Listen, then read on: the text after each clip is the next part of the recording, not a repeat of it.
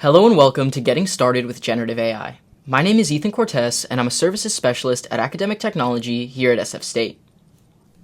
I'm excited to introduce you all to this new and emerging technology. By the end of this video, you will gain a basic understanding of generative AI chatbots, experiment with their use in practical scenarios, and leave with ideas on how to integrate these tools into your work or personal life.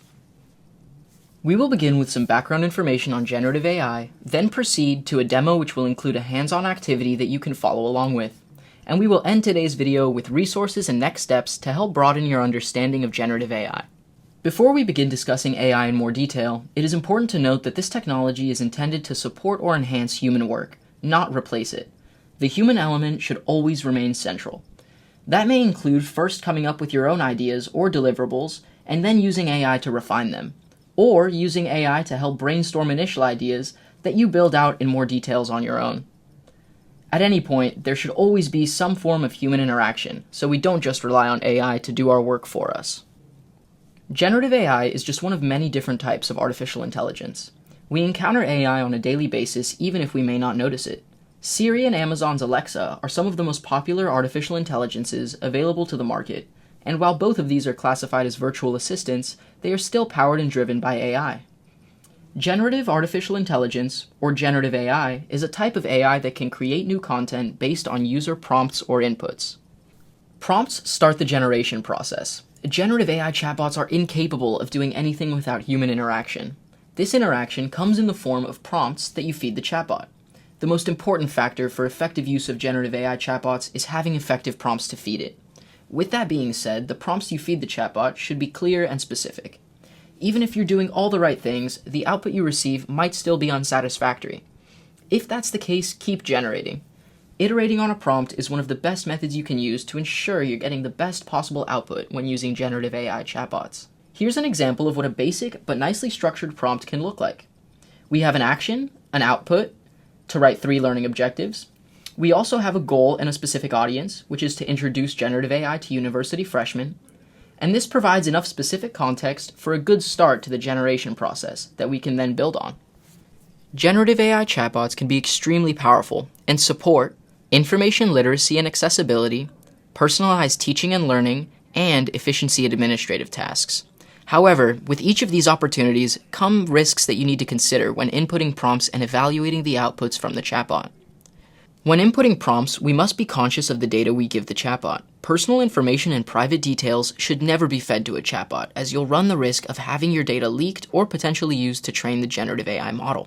To avoid some of these concerns, you can sign into Microsoft Copilot with your SF State ID and password. When signed in with your SF State account, you will see a green shield on the top right side of your screen. This ensures that your data is being protected and that it will not be used for any training purposes. Even so, the best practice is to never enter private or other sensitive data into any AI tool. Generative AI outputs may also contain misinformation, inaccuracy, and bias. These concerns can be mitigated by double-checking any outputs received and doing your due diligence as you would with any other online source or tool. Once you understand that generative AI cannot do everything and that it's not always correct, analyzing outputs becomes much easier. There are also other considerations, such as ethical concerns that relate to the immense power that generative AI chatbots require to run and train.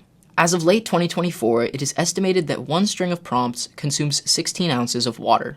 These ethical concerns, at least those related to power consumption, will hopefully diminish as this emerging technology becomes more advanced, efficient, and standardized. Now that we have covered the basics, let's get into an example using Microsoft Copilot. Microsoft Copilot is a generative AI chatbot. Access to this tool has been provided to all SF State faculty, staff, and students. In order to access Copilot, open a browser, navigate to copilot.microsoft.com, and sign in using your SF State ID and password. Let's put what we've discussed today into practice. Now that we have Copilot open, select a prompt you see on screen or come up with one on your own and submit it to Copilot. I'll be walking through the prompt that reads, "Outline a plan for training for a 5K run over the next 2 months." Once you submit your prompt to Copilot, it will immediately begin generating you a response. Now that we have our output from Copilot, it's time to iterate the prompt in order to refine our output. Iterative prompting is the process of systematically refining and adjusting the prompts given to a generative AI tool to improve the relevance, accuracy, or depth of its outputs. Let's now take a look at some different iteration strategies you can use to improve your results. You can refine and iterate to get outputs closer to what you're looking for. You might ask Copilot to make the tone of a particular response more formal or informal, depending on the context. For example, when composing a business email versus drafting a message to a friend. One common and very useful strategy is to chain your prompts, which is a good way to take outputs further and drill deeper into a topic. You might ask Copilot to explain a concept, term, or excerpt from the initial output in more detail or to expand on a specific point. This can help get richer, more informative, and ultimately more useful results. You can also explore alternative responses by asking Copilot to rewrite something in a different style or to provide alternate approaches to a given problem you may be trying to solve. Introducing role-play scenarios can also be helpful. You can ask Copilot to adopt the persona of an expert in a specific discipline and engage in dialogue with them about a particular topic.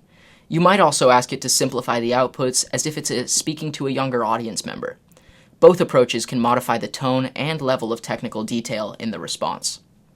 You can also offer Copilot some constructive criticism by pointing out limitations and providing feedback. You might mention that the outputs don't fully address a particular aspect of your prompt and ask Copilot to expand on that point. Go ahead and try some of these strategies, either by continuing with the chat that you were previously working on or by starting a new chat and refining it using any of these techniques. You can also use them in combination depending on what you're trying to accomplish.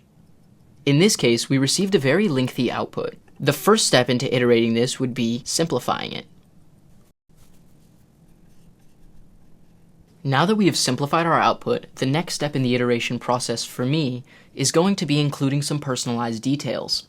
By providing the chatbot with context, it will be able to provide me with a more specific, accurate response.